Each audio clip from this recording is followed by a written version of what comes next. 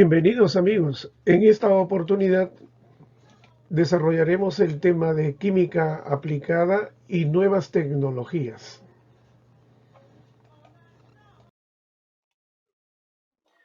Hablemos de la biotecnología.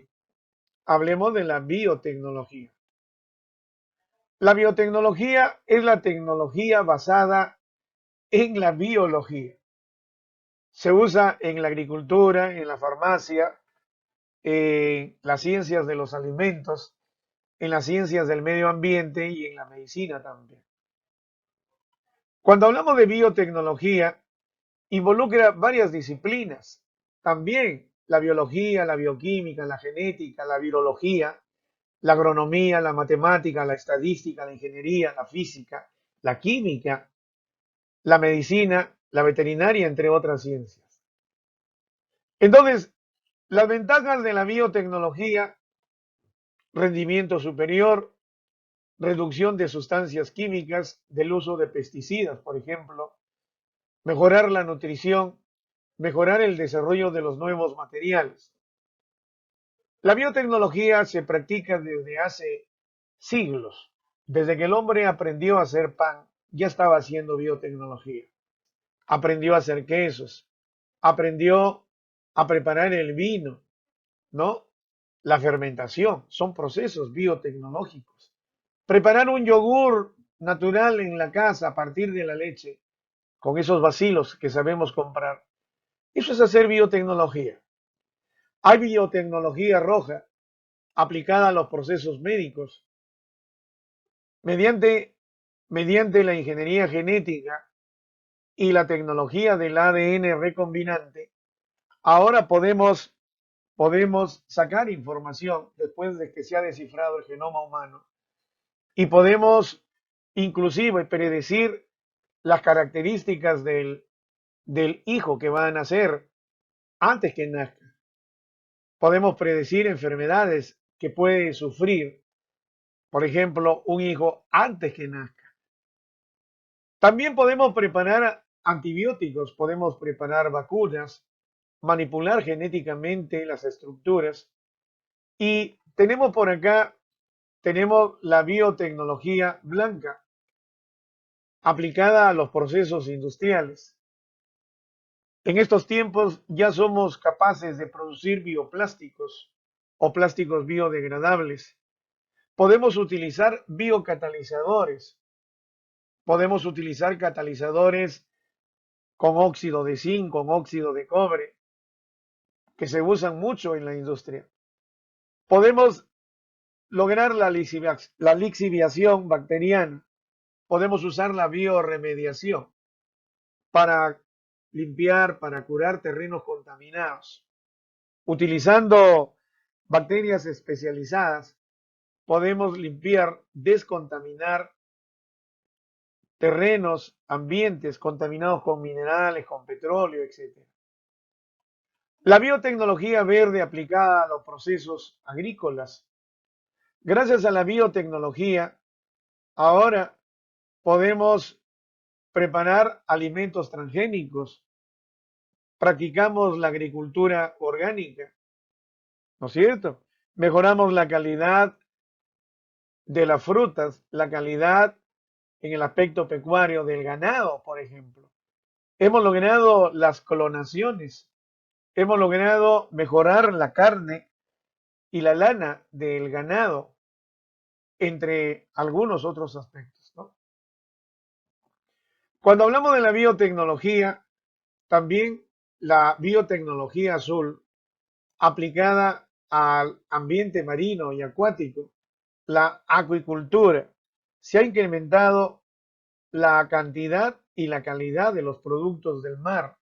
En las piscigranjas ahora se producen pues diversas especies para el consumo humano. Pero la biotecnología podría traer también algunos riesgos, ¿no? Podría generar algunos compuestos alergénicos, algunas toxinas, y también dicen que podría traer complicaciones a la biodiversidad. Si nos acostumbramos a comer alimentos transgénicos y orgánicos, entonces la biodiversidad podría desaparecer en algunos casos. Hablando de biotecnología, aplicaciones de la biotecnología, aplicaciones biosanitarias, obtención de fármacos, terapias génicas, la obtención de vacunas, anticuerpos monoclonales, terapias celulares, etcétera. Aplicaciones agrícolas y ganaderas, mejora genética de los animales y plantas, ayuda al crecimiento de las plantas, ayuda a la resistencia a plagas y a enfermedades. Y aplicaciones ambientales, como le decía, la bioremediación, la resistencia a la contaminación, la conservación de las especies. Y por otro lado, en los procesos industriales, tiene que ver con los combustibles, la, las sustancias químicas, la cosmética y en el mundo de los alimentos, la fabricación, bueno, de quesos, lácteos, panes, vinos, etc. ¿Qué cosa es el biogás? ¿Qué es la biomateria? ¿Y qué es el biol?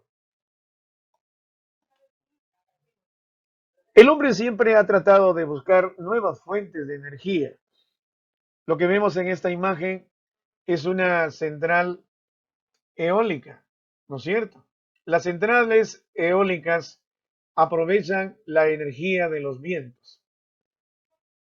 Entonces, la energía de los vientos es la energía eólica que mueve estas paletas de estas turbinas. Y al mover estas paletas generan energía eléctrica. Pero también se utilizan centrales solares. Mediante células fotovoltaicas se transforma la energía solar en energía eléctrica. Aquí en el Perú hay centrales hidroeléctricas, centrales termoeléctricas, centrales eólicas y centrales también solares para producir energía eléctrica. Pero todavía, todavía no se ha desarrollado, no se ha desarrollado en gran envergadura eh, el uso de algunas fuentes que podrían de alguna forma ayudar la conservación del medio ambiente o a mejorar, por ejemplo, la calidad del aire, la calidad del agua o de los suelos. Esa fuente de energía que no se usa todavía como debería ser es el uso de los desperdicios orgánicos que hay en los residuos sólidos. O sea, utilizar la basura, utilizar los desperdicios sólidos para producir energía. Pero, ¿cómo es eso? Podemos preparar con los desperdicios orgánicos biogás. Podríamos preparar biogás. Los desperdicios que vienen de la ganadería, como es el estiércol, el lodo, que vienen de la industria alimentaria, las frutas, las legumbres, los residuos de cervecerías o plantas lecheras, de la gastronomía, todos los desperdicios de comida, de los municipios, las hierbas que se cortan en los parques, en las pistas, etcétera, son materiales que se pueden utilizar para producir biogás. Hablemos del biogás. El biogás se va a formar en, en recipientes especiales que se conocen como biodigestores, ¿de acuerdo? En estos biodigestores se guarda la materia orgánica, llámese plantas, residuos de cáscaras, excrementos, ¿de acuerdo? Y entonces, todo este material que se guarda en el biodigestor va a sufrir la acción de microorganismos que pueden ser, por ejemplo, bacterias metanogénicas. Estas bacterias van a desarrollar un trabajo exento de oxígeno, ¿no? Un trabajo anaeróbico y van a transformar a esa materia orgánica de tal forma que se va a generar gas metano. Al final el biogás resulta ser una mezcla de gas metano con dióxido de carbono, monóxido de carbono, inclusive llega a tener algo de sulfuro de hidrógeno. Y esa es la razón por la que se dice que el biogás es un gas más venenoso que el metano puro, obviamente, porque está mezclado con monóxido de carbono. Recuerden que el monóxido de carbono es el gas de la muerte silenciosa. Los biodigestores están conectados de tal forma, de tal forma que mediante tuberías especiales llevan el combustible para poder ser utilizados en cocinas, en lámparas, en calefacción. Contiene aproximadamente entre un 40 y un 70% de metano. Es una buena alternativa la, la fabricación o la preparación de biogás, porque de esa forma estamos reduciendo la cantidad de materia orgánica en los residuos sólidos, en los desperdicios. Y eso significa pues que vamos a tener menor contaminación. Una vez que se ha extraído el biogás que se obtiene en los biodigestores, va a quedar un material sólido, al que lo llamamos biomateria. La biomateria es el residuo sólido que queda en los biodigestores. Esto se va a utilizar como abono, como nutrientes para los campos de cultivo. Entonces, fíjense, dos productos, el biogás y la biomateria. El biogás lo usamos como combustible y la biomateria como fertilizante, como nutriente. Hemos transformado los desperdicios orgánicos en estos dos productos. Aquí tenemos biodigestores. Debemos tener mucho cuidado con el aspecto de la seguridad, porque ya les dije, uno, que es combustible, dos, que se trata de un gas tóxico. Por otro lado, tenemos el biol.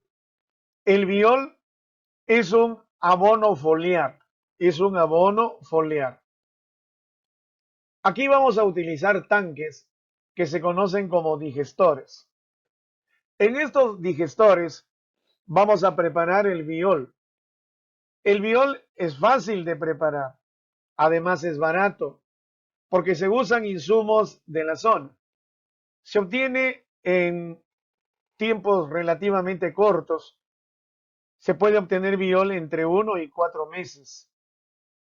Pero esta es una técnica que se utiliza para mejorar la calidad y la cantidad de las cosechas, porque estamos hablando de un abono foliar.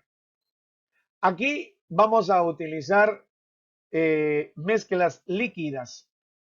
Vamos a mezclar el estiércol con el agua y le podemos agregar, por ejemplo, alfalfa picada, roca fosfórica para aumentar un poco la cantidad de nutrientes, leches, pescados, entre otros materiales que se pueden cargar al digestor.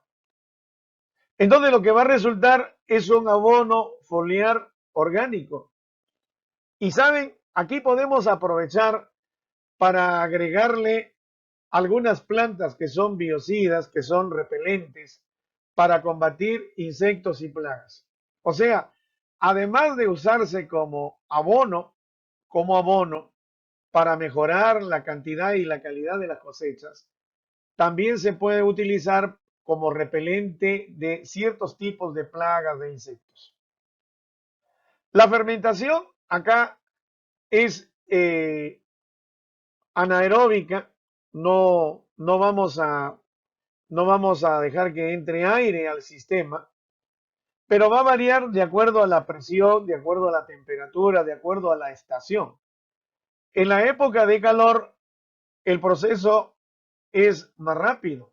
Cuando baja la temperatura, el proceso es más lento. Me refiero al invierno, ¿no? Perfecto. Ahora hablemos del compostaje. El compostaje me va a permitir eh, reciclar, aprovechar algunos residuos de la basura, ¿no? Lo que llamamos residuos sólidos. Se basa en tres ideas. Debemos evitar los residuos, debemos eh, aprovechar algunos residuos de la basura y los residuos no aprovechables se deben tratar de una manera ambientalmente correcta, ¿no? La fracción orgánica que se extrae de la basura, de los residuos sólidos, debe ser seleccionada, debe ser tamizada. Una vez que se ha seleccionado la fracción orgánica, entonces tenemos que hacer obviamente un control manual para extraer ciertas impurezas. Pero ustedes saben que los residuos sólidos, la basura, tiene también eh, partes metálicas a veces. Entonces es importante el uso de un electriman para extraer las partes metálicas. Cuando ya se ha hecho todo esto, entonces toda esa mezcla se lleva a una compostera. Se lleva a una compostera. Acá en la imagen tenemos un recipiente donde se van llenando, se van recogiendo todos los residuos orgánicos útiles para este proceso. Luego vamos a ver que este proceso de compostaje me va a permitir preparar, preparar lo que se conoce como humus o como compost o como compostate, que sirve pues de nutriente, sirve de abono para los campos de cultivo, para las macetas, etcétera, etcétera. ¿Qué cosa podemos compostar? Cáscaras de fruta, de verduras, bolsas de té, bolsas de café, filtrante, hierbas, panes, papel, cartón, servilletas, papeles secos, hojas secas, tierra, todo eso se puede compostar. Entonces, en la cocina, por ejemplo, tenemos mucho material para compostar. Restos de frutas, de verduras, cáscaras de huevo, triturados, ¿no? Yogures, leches, quesos, zumos de fruta, tapas de corcho, tapones de corcho, papeles de cocina, ¿eh? Con tinta de color incluso, aceites, vinagres, pocillos de café, bolsas filtrantes de té, de café, cartones de huevos, etcétera, etcétera.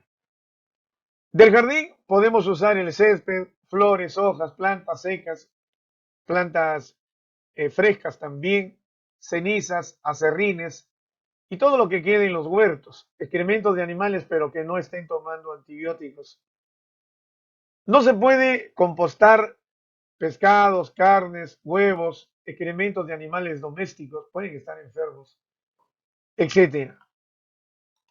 Entonces, en una compostera podemos agregar hojas secas, paja, palos, lanas, hilos naturales, cenizas de leña, papeles, cartones, restos de alimentos, hojas frescas, césped, estiércol, todo eso se puede meter acá a la compostera. Entonces, en la, en la compostera se coloca todo esto. Ojo, miren, se mezclan las cáscaras, las verduras, las frutas con la tierra y entonces esto primero se mezcla, se remueve. Aquí hay un agitamiento mecánico, ¿no es cierto? Utilizamos estos trinches, estas lampas, mezclamos todo. Este es el tratamiento mecánico que se hace al comienzo. Acá sí va a haber aire, acá sí va a haber aire, o sea que va a haber un trabajo aeróbico y las lombrices cumplen un rol importante. Entonces, cuando las lombrices comienzan a actuar y las bacterias también, se va a lograr el compost. La ventaja del compost es que podemos vender tierra, tierra fértil, podemos vender lombrices. ¿Ah? Chile es un país que exporta humus, exporta lombrices, vende lombrices y le vamos a dar un poco más de utilidad al relleno sanitario. O sea que en la basura, dicho de alguna forma, hay materia orgánica que se puede utilizar, se puede compostar. Finalmente, este es el compost. Miren acá, este es el compost. Se vende en bolsas. Seguramente ustedes han ido a tiendas como Sodimac o Maestro y han comprado bolsas de humus, bolsas de compost para sus jardines, para sus macetas. ¿No es cierto? El compost, llamado también composta o compostate, es abono orgánico. No lo olviden. Hablemos ahora del plasma. El plasma, el plasma está considerado como el cuarto estado de la materia. Las altas temperaturas logran que la materia se ionice. De los electrones, perdón, de los átomos van a salir electrones, van a quedar electrones libres y se van a formar cationes, se van a formar iones positivos. El plasma, debido a las altas temperaturas, está constituido por cationes y electrones libres. Es el estado más abundante que existe en el universo. Cuando hablamos del plasma, es materia constituida, repito, por iones positivos y electrones libres. Hay un equilibrio entre la carga positiva de los cationes y la carga negativa de los electrones. No es un equilibrio total, por eso que hablamos a veces del el plasma casi neutro, cuasi plasma. Tiene aplicaciones en las lámparas de plasma, en las bolas de plasma, en las esferas de plasma, en el aparato de Tesla o también en en la bobina de Tesla. Se aplica en el plasma spray, en el arco eléctrico, en la soldadura por plasma y en las pantallas de plasma en los televisores de 37 a 70 pulgadas. Hay plasmas terrestres como los rayos durante una tormenta, plasma en la ionosfera, las auroras boreales, el fuego. Estos son plasmas terrestres. Acá tenemos una imagen de los fenómenos llamados auroras boreales. Estos son auroras boreales. El fuego es un plasma terrestre. Las auroras boreales se denominan así en el hemisferio norte, pero en el hemisferio sur se llaman auroras australes. Son espectaculares y están hechas de plasma. Hay plasmas espaciales y astrofísicos. Asimov decía en uno de sus libros que probablemente el universo tenga 100.000 millones de galaxias y que cada galaxia tenga 100.000 millones de estrellas. Pero si el Sol es una estrella y el Sol es 1 millón de veces más grande que la Tierra, entonces en el universo habría una masa más o menos de 10 a la 28 veces la masa de la Tierra. Plasmas espaciales o astrofísicos, las estrellas están hechas de plasma, como el Sol, que contiene helio, contiene hidrógeno. Los vientos solares que aparecen alrededor del Sol, el medio interplanetario, el espacio que hay entre planetas, está hecho de plasma. El medio interestelar entre las estrellas también está hecho de plasma. El medio intergaláctico, la materia que existe entre las galaxias, está hecha de plasma.